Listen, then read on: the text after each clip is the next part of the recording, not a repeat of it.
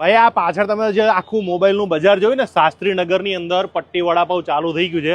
અને એમાં જે આપણે સાયન્સ સિટીમાં તમે જે સંભાળતા હતા એ જ આપણો અહીંયા ચાલુ થઈ ગયું પાછું. બિલકુલ બિલકુલ. તો હવે ફરીથી એ જ બધું ટેસ્ટ જે સાયન્સ સિટીમાં આપતા હતા એ જ ટેસ્ટ આપણે અહીંયા આપવાનો છે. ફરી પાકું એડ્રેસ કહી દો, કઈ જગ્યા આવવાનું? શાસ્ત્રીનગર ફોન વાલેની સામેની ગલીમાં અંદર આવો એટલે શાક માર્કેટની આખી એક ગલી છે. એ જ ગલીમાં આગળ આવો એટલે પટ્ટી વડાપાવની આપણી સેકન્ડ નવા નવા વડાપાવ ખરા કે જૂના જ?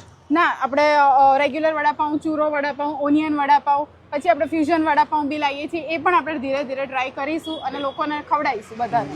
વડાપાવ ખાવા માટે તમારે પટ્ટી વડાપાવમાં નવું નવું ખાવું તો પહોંચી જાઓ. પટ્ટી વડાપાવની અંદર મેન તો જે એમની ઘાટી ચટણી અને જોરદાર વડા અને મરચા પણ. મરચા પટ્ટી મરચા. યસ.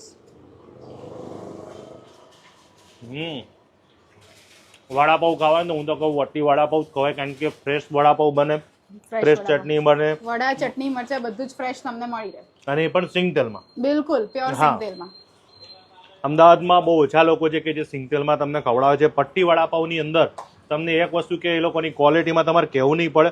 અને આ 40 રૂપિયામાં તો માણસનું પેટ ભરાઈ જાય. 100%. જો આ મરચા છે, વડાપાવ છે, અને નવા નવા વડાપાવ તો ખરા કે જેને અલગ અલગ ખાવા છે તે પણ મળી જવા. ઓનિયન વડાપાવ છે, ચૂરો વડાપાવ છે, ચીઝ વડાપાવ છે, ચીઝ બસ્ટ વડાપાવ છે, એવા બધા અલગ અલગ ટાઈપના બધા જ વડાપાવ આપણે શાસ્ત્રીનગરની પબ્લિકને પણ ખવડાવવાના છીએ. મને પર્સનલી કહું, વડાપાવ જ્યારે અમે શૂટિંગ પતી ગયા પછી પણ છે ને ખાતા, કારણ કે આની અંદર છે ને મને જે તમારો મસાલો અને વડાપાવ ખાધા બાદ જે આમ લાગે કે ના કઈ ખાધું છે, વડાપાવ ખાધું છે એવો ટેસ્ટ આવે છે. ઓલો બટાકાના વડા જેવું નહીં, આ સ્પેશિયલ વડાપાવના વડા જેવું. ફોન વાલેની સામેની ગલીમાં શાસ્ત્રીનગર શાક માર્કેટ ગલી કહેવાય છે. અહીંયા આ એરિયામાં શાક માર્કેટની ગલીથી ફેમસ છે. રોડ ઉપર તમને પટ્ટી વડાપાવ દેખાઈ જાય. હવે શાસ્ત્રીનગરની અંદર તમારે સવારે 10 થી રાતના 11 વાગ્યા સુધી પટ્ટી વડાપાવ પણ એ પણ ગરમ ગરમ અને સિંગ તેલમાં ખાવા મળી જાય.